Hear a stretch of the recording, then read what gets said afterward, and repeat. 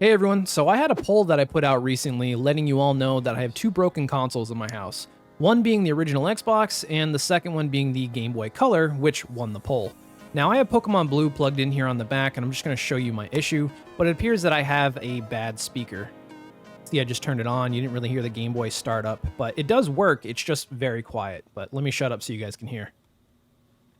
You can see I have the volume all the way up. Now you can't hear that, but I can. But if I put this close to the microphone, you can hear it a little bit, along with this weird rattling sound.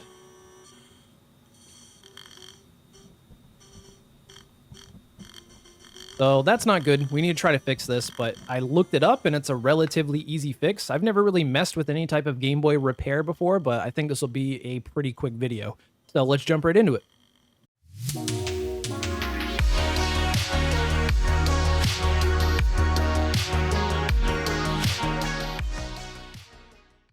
So the first thing we're going to do to fix our speaker problem here is obviously get a new speaker. I don't know if there's a particular brand that most people go with these fixes, but I found this one for $5 on eBay, and as long as it works, that's good enough for me.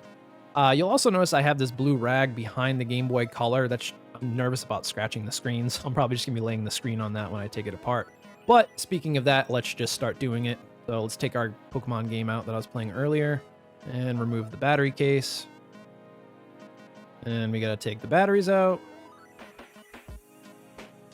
And then we have 6 screws that we're gonna have to remove on here. And these are tri-wing head screws, at least for me. I don't know if it differs per Game Boy. Luckily for me, I have an electric screwdriver set that happens to have the tri-wing, so this will be all right for me.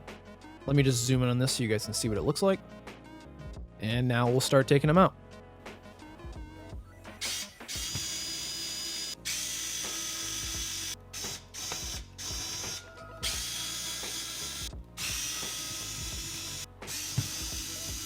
Now I have these fat sausage fingers, so I couldn't really get my fingers in here to pull some of these screws out, so I ended up using some tweezers to kind of help me, which is kind of a good thing to have during any repair anyways.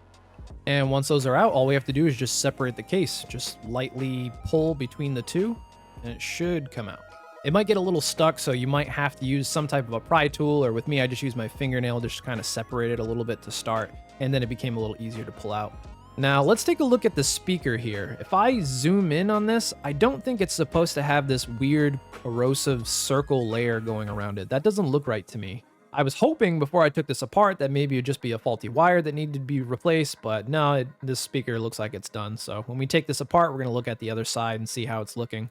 But in order to slide the speaker out, there are 3 Phillips head screws we're going to have to take out first. That'll loosen the motherboard, which will allow us to slip the speaker out of the case. So let me go ahead and do that. Now that the screws are out, we can just lightly lift up on the cartridge connector, and that should lift the motherboard ever so slightly, and then we can just slide the speaker right out. Now let's take a look at the other side, because I want to see how this looks. And yeah, it's looking a little rough. Let me zoom in on this so you guys can see it. That's totally done. I know when you're diagnosing these, you're supposed to check like everything and make sure there's not a problem with like the headphone jack, for example. But like I said, I was pretty confident this was the speaker, and that's what it was. So now there's the question of what do we remove? The speaker that I have here already has the wire inserts, so I could just remove it from the top of the board here and then plug these new ones in. Or I could use the current wires and just plug those onto this speaker. But I think since these are already soldered in and they're newer wires, I'm probably just going to run the whole thing in. So let me just take the whole speaker and wire out of this.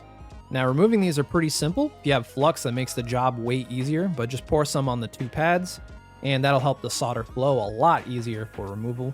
And hopefully I can just hit the wire with the iron and pull them out. So let's see how lucky I am. I'm just going to hit the pad and pull up on the wire.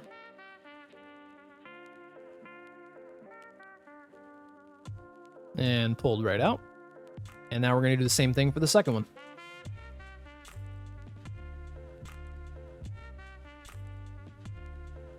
And there we go. These are out. Now, we're not out of the swamp yet. We're still going to have to clean these pads up so we can get the new speaker in. So let me go ahead and just start doing that with our desoldering wick. Now, I did have to take the board out of the case because the solder joints on the opposite side are still intact. So we're going to have to just hit this area with some flux, grab our desoldering braid, and just press our iron over the top. It should only take a couple of seconds, and you can really see the braid just eating up the solder. Once it's good, you should be able to see through the pins. Like right now, you can kind of see the table through the holes. That'll be good enough to get the ends of the wire in on the new speaker. Now, it's a little difficult to do it the way that I'm doing. I kind of wish I had a jig that would hold the board in place, but I kind of balanced the board on my finger and then held the speaker wire in the finger, and then I had my other hand with the iron, and I made it work. But I poured a little bit of flux on this area beforehand, and you can see the wires poking through on this side, and now all we have to do is just tack it in.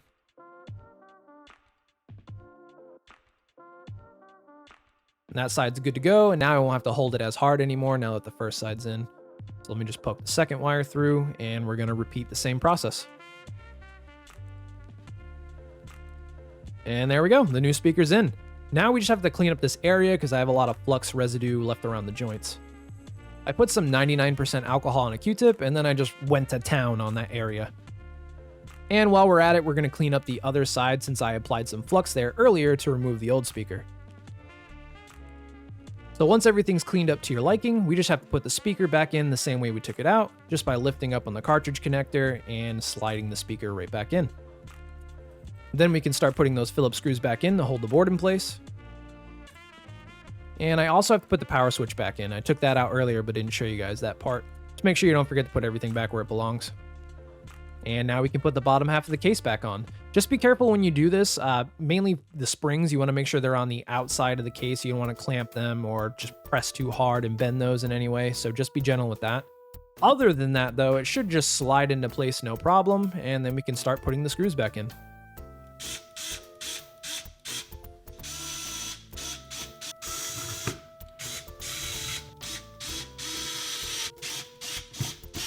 Okay, now we can actually test this to see if it works. Let me just go ahead and grab the batteries real fast. And then the battery case. And then our game. Here we go. That was already a lot louder than what it was.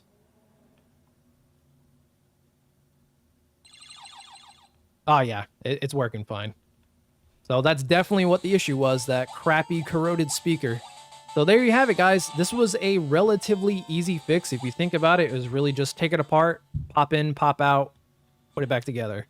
So if you run into any issues, if you're attempting this at home, leave a comment down below and I'll do my best to try to help you out. I think I'm going to end the video here, and I will see you guys in the next one.